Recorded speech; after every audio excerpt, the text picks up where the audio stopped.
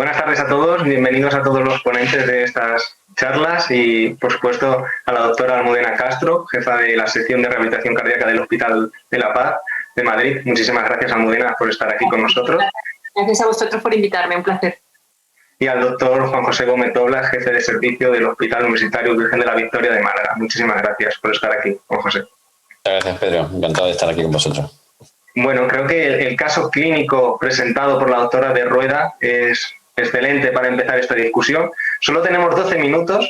Creo que son 3 sesiones que podrían dar para perfectamente 3 horas de discusión. Siempre la discusión es lo más interesante de todos los congresos y siempre parece que se queda corto de tiempo. Así que yo lanzo la primera pregunta a la doctora Castro y es en relación a la sesión del doctor Javier Borrego. 3 mensajes que nos tenemos que quedar los residentes del papel, del posicionamiento del manejo de la diabetes mellitus propuesto desde la SEC. ¿Qué 3 mensajes nos debemos quedar? Yo felicitar a Javier rápidamente y bueno, me han encantado las palabras que ha dicho de Diabemir porque reconoce que los residentes que reconozcan la utilidad de Diabemir que está hecho para ellos, pues para mí y para Juan José Gómez Doblas, que también está en Diabemir, pues es un placer. Bueno, 3 puntos. El primero, reconocer que el paciente diabético es un espectro, que tratarlo con una cosa no significa que hay que dejar de dar lo otro. No por dar estatinas voy a dejar de dar IECAS, no por dar un GLP-1 voy a dejar de dar un ISA-GLT2. Se trata de prevenir antes de tratar todo ese espectro de complicaciones macro y microvasculares. Entonces, un paciente con diabetes tipo 2 puede tener un evento cardiovascular, por supuesto, pero también puede tener insuficiencia cardíaca. El dar un GLP-1 no quita la indicación de dar un ISA-GLT2 y al revés. Yo creo que por eso están en la misma nivel, y lo ha explicado muy bien Javier. El segundo, control metabólico, que también lo ha explicado muy bien, combinación de estos fármacos con beneficio cardiovascular, no solo es la glicada, también es el peso. Y el tercero, la posibilidad de prescribir esos fármacos, ¿no? Por eso están las flechas que señala al final con las estrellitas, la posibilidad de describir fármacos que no dan un beneficio cardiovascular y al contrario pueden ser deleterios. Genial, Almudena. Y si volvemos un poco al caso clínico presentado por Clemencia, en el caso clínico inician un tratamiento con empagliflozina. En tu caso hubieras hecho algo diferente, a lo mejor un agonista de GLP-1. Es cierto que siempre tenemos limitaciones y a lo mejor no es un perfecto caso. Es un poco como el tratamiento de la insuficiencia cardíaca. Perdemos el tiempo diciendo con qué empiezo primero si lo importante no es con qué empiezo, sino con qué acabo. Está claro que yo creo que Clemencia lo tenía en la cabeza con nosotros, que ese paciente es subsidiario de ISA-GLT2 y de GLP-1. A mí me da un poco igual con qué se empiece. Lo que también es verdad que este paciente a lo mejor si sale con GLP-1, que es un fármaco que por lo menos en España requiere un visado, digamos que facilitaríamos las cosas, ¿no? Yo probablemente este paciente, antes que ese GLT-1, porque lo recordar tenía función ventricular normal, le hubiera puesto el GLT-1, ¿no? Pero vamos, también el ISA-GLT2. A mí me da un poco igual con lo que empecéis. Vale, muy bien.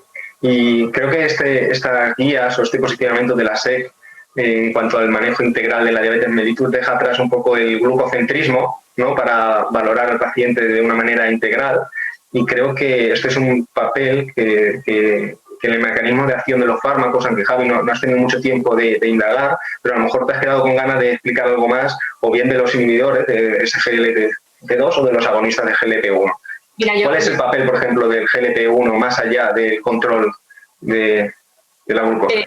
Además lo que saben los que van a Diabemir, que un poco digamos que los GLP-1 son las estatinas, ¿no? Del siglo XXI y los GLT2 los IECAS, y más o menos los ISA-GLT2 cardioprotección, insuficiencia cardíaca, enfermedad renal, y los GLP-1 claramente un efecto antiaterosclerótico con disminución de eventos cardiovasculares. Entonces yo creo que con eso tenemos que tener claro, como tampoco se mira el LDL cuando un paciente ingresa con un síndrome coronario agudo, que hay que poner una estatina, alta potencia, alta intensidad, ese glucocentrismo que hablas hay que dejarlo de mirar, no hay que mirar una cifra de glicada, es que me da igual que el paciente tenga 6,3, si es diabético y tiene enfermedad coronaria, si es diabético hay que poner un ISA-GLT2 y hay que poner un GLP-1 para prevenir esas complicaciones macrovasculares. Muchísimas gracias, Almudena. Javier, ¿te gustaría añadir alguna palabra más? Bueno, en principio, totalmente de acuerdo con lo que ha comentado Almudena, destacar que los fármacos, pues como los agonistas de GLP-1, como dice Almudena, tenemos que abandonar un poco ese glucocentrismo, y es que, bueno, sabemos que son fármacos pues que tienen un efecto más allá de la estimulación a nivel pancreático de la producción de insulina. Eso es algo en lo que se nos insiste mucho en Diavemir. Son fármacos pues, que, por ejemplo, actúan en el control del peso gracias a que disminuyen pues, el vaciamiento gástrico. Eso también permite pues, aumentar la sensación de plenitud y disminuir el hambre.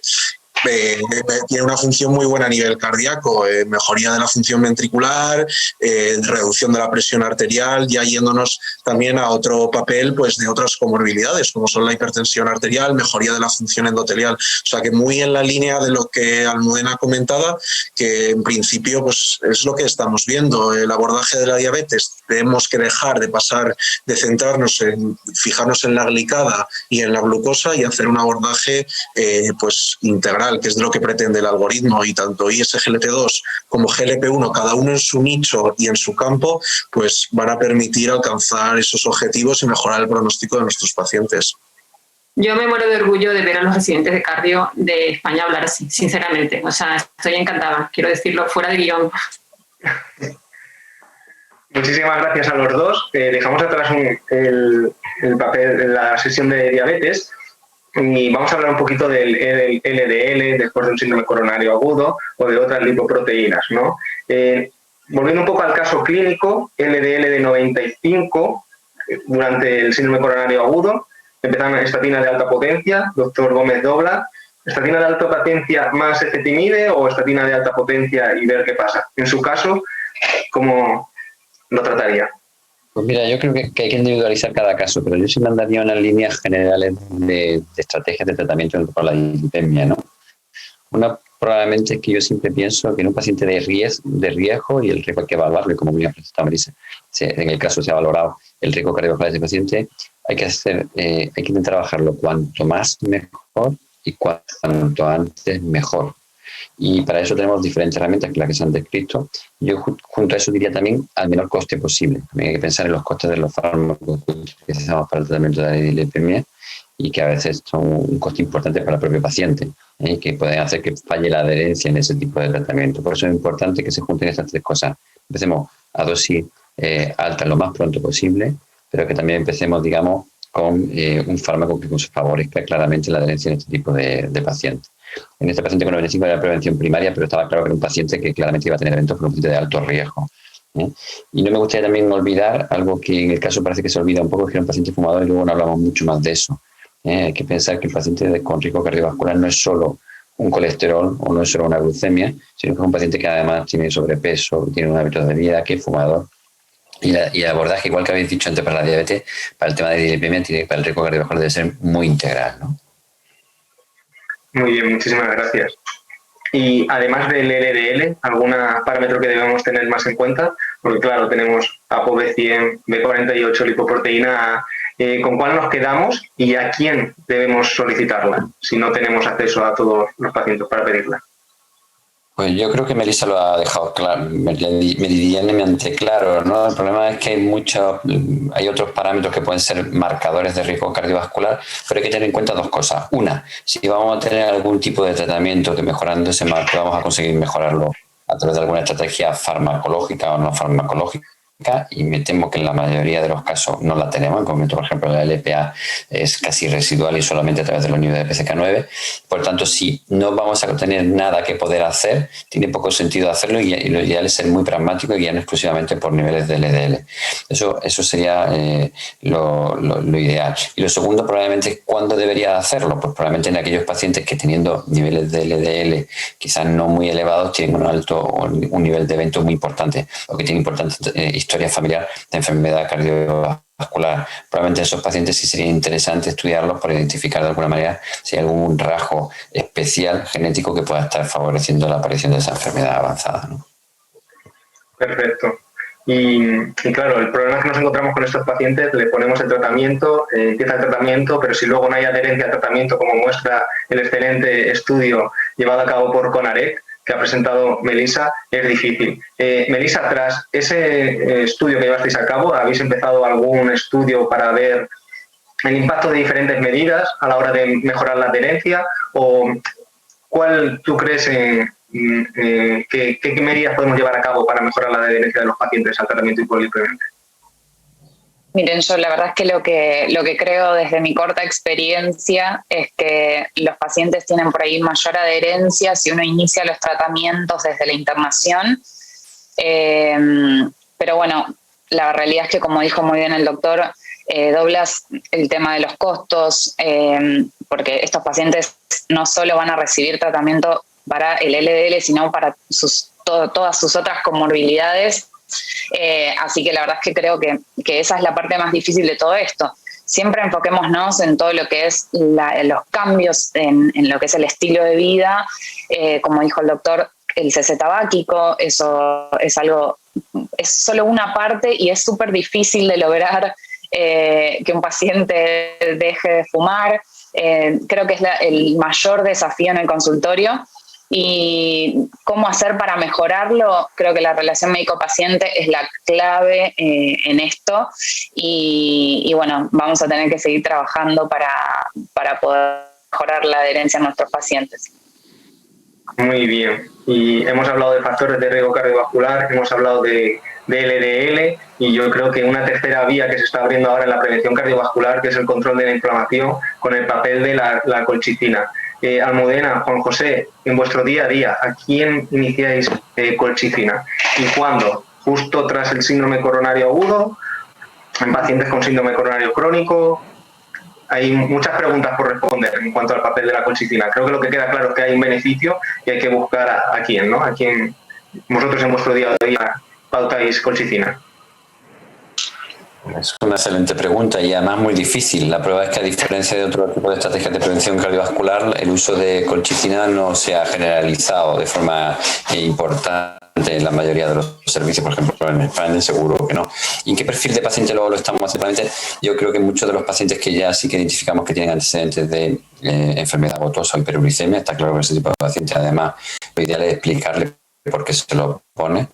Y sobre todo también muchas veces los pacientes que podemos encontrar cierto componente inflamatorio, aunque esto no está claramente demostrado, de que tú puedes dar parámetros que puedes identificar previamente que puedan hacer que ese paciente vaya a tener una mejor respuesta en cuanto al uso de antiinflamatorios como la colchicina.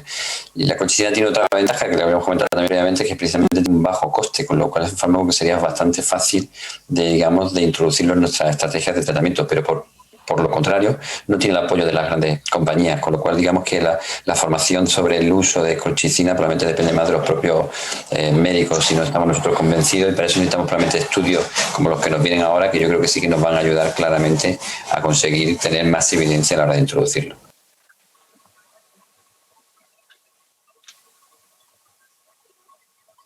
Almudena, ¿estás mutada?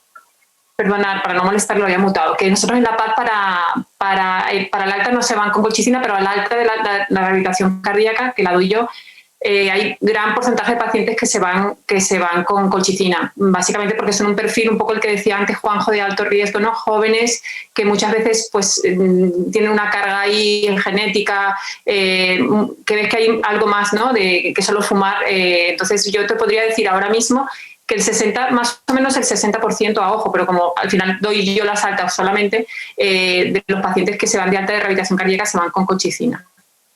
Vale, perfecto. Y Manuel, en vuestra práctica clínica en México, ¿qué pacientes se utiliza la colchicina? Buenos días. En realidad, bueno, yo pertenezco a una institución del Seguro Social. El mismo, como mencionaba el doctor, pues es un medicamento de bajo costo. A pesar de ello, pues no hay un implemento en cuanto a, bueno, aquí son muy de directrices, guías. Entonces, yo creo que el no tener un implemento, un algoritmo o una sociedad que respalde el uso ya de forma contundente el uso de la colchicina limita en bastante medida el uso de la misma.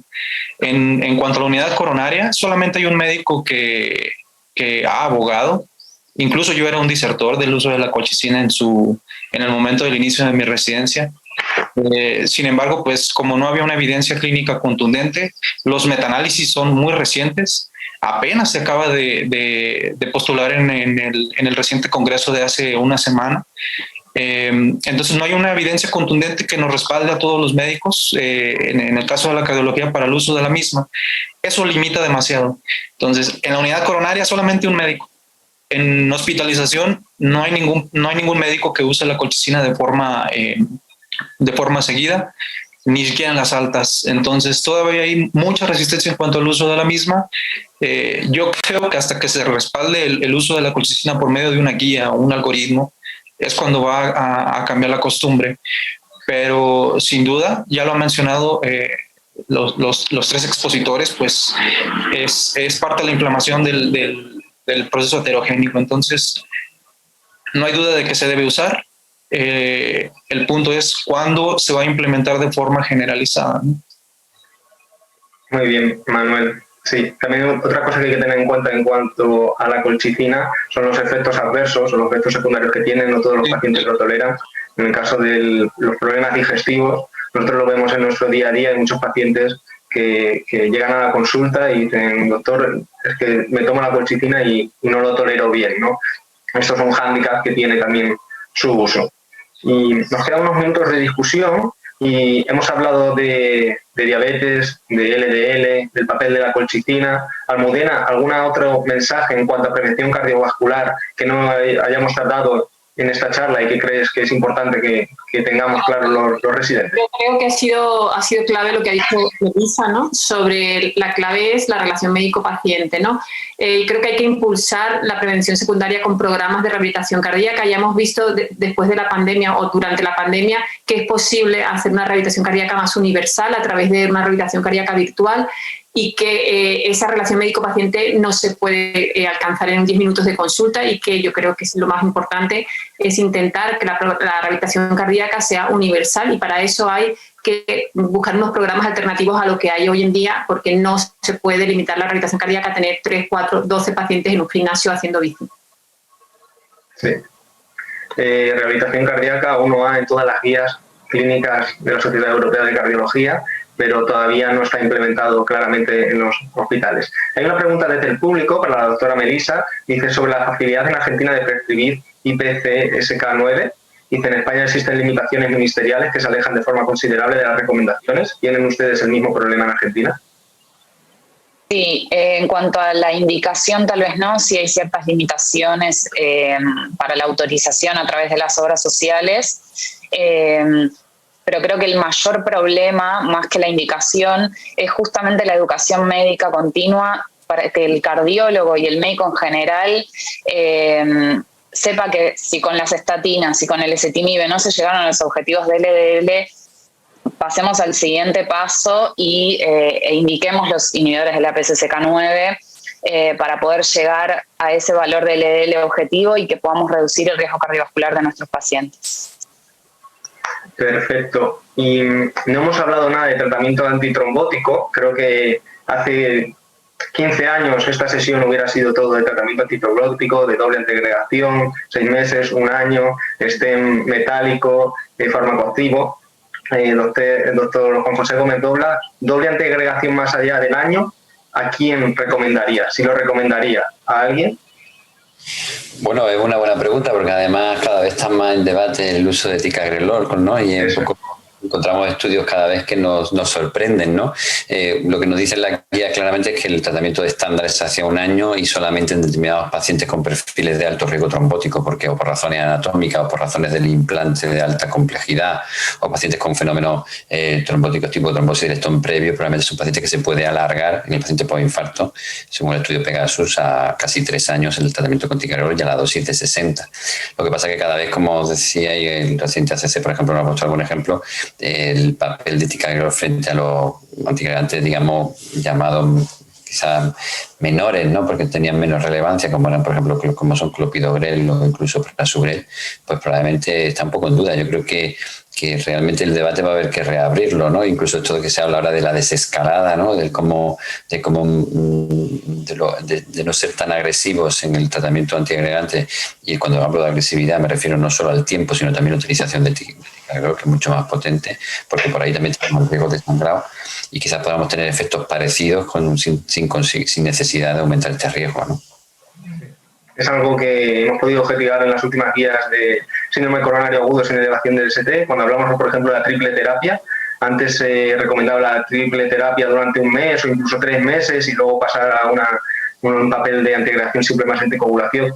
Y ahora únicamente recomiendan la triple terapia durante una semana para pasar luego a clopidogrel más la anticoagulación, ¿no? Es decir, creo que los cardiólogos hace unos años nos preocupábamos mucho por el riesgo isquémico de los pacientes, que es algo que veíamos nosotros, pero no el riesgo hemorrágico, no veíamos las complicaciones hemorrágicas, y ahora creo que poquito a poco el riesgo hemorrágico lo tenemos en cuenta más en nuestro día a día. Así que creo que hemos cumplido el tiempo de discusión. Muchísimas gracias a todos los ponentes, a la doctora de Rueda, que no está aquí presente en nuestra discusión, pero que ha llevado a cabo una excelente presentación de un caso clínico, y a la doctora Almudena Castro y al doctor Juan José Gómez Doblas por apostar por los jóvenes, por apostar por los residentes y por cedernos este tiempo para esta primera jornada iberoamericana de residentes de cardiología, que esperemos que sea la primera de muchas. Muchísimas gracias. Gracias. Muchísimas gracias. Luego. Gracias. No. Y ahora dejamos unos minutos de descanso para después pasar a la mesa de insuficiencia cardíaca.